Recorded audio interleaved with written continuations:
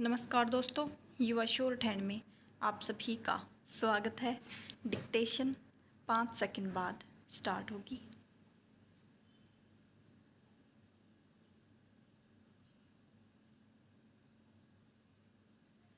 So be ready, start. सभापति महोदय, आज हमारे देश में जो ऊपर से लेकर नीचे तक शिक्षा दी जा रही है, उसमें व्यवस्था ही एक कारण है जिसकी वजह से शिक्षा का स्तर गिरता जा रहा है। विराम। मेरा अपना विचार है कि जो शिक्षा प्रणाली है और जिस रूप में शिक्षा दी जा रही है, वही अनुशासनहीनता का भी कारण है। विराम।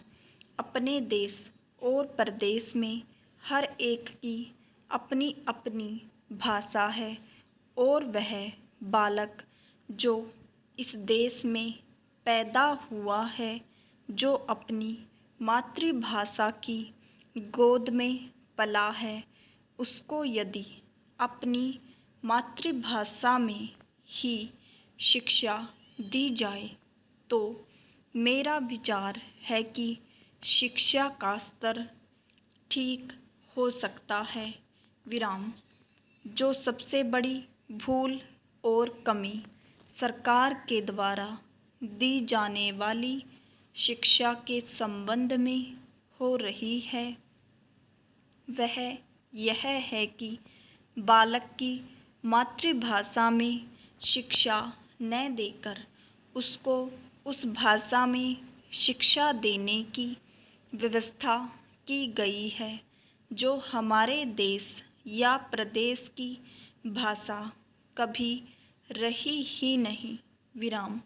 मेरा अभिप्राय विदेशी भाषा अंग्रेजी से है। विराम।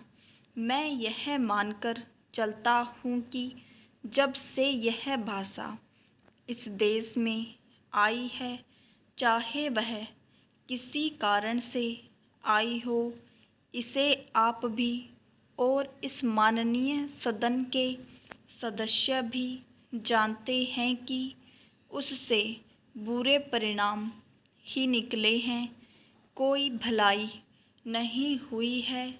विराम।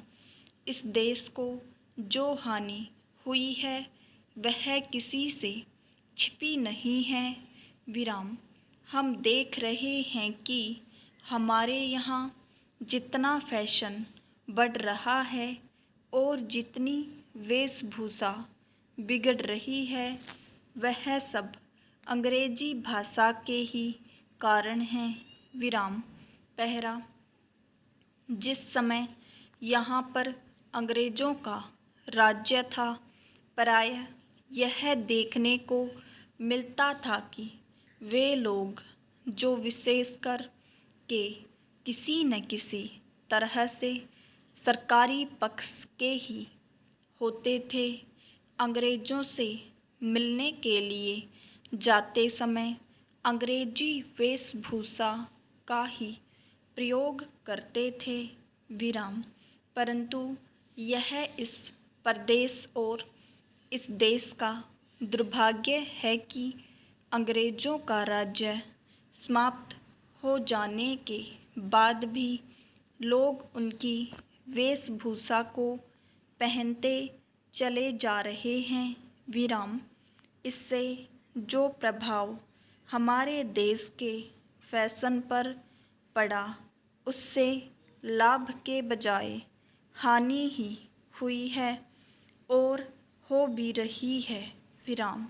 मेरा ऐसा विचार है कि अंग्रेजी वेशभूषा से इस देश को बहुत हानि हुई है। विराम।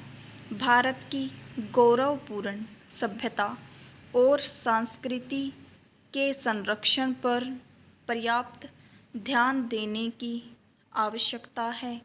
विराम।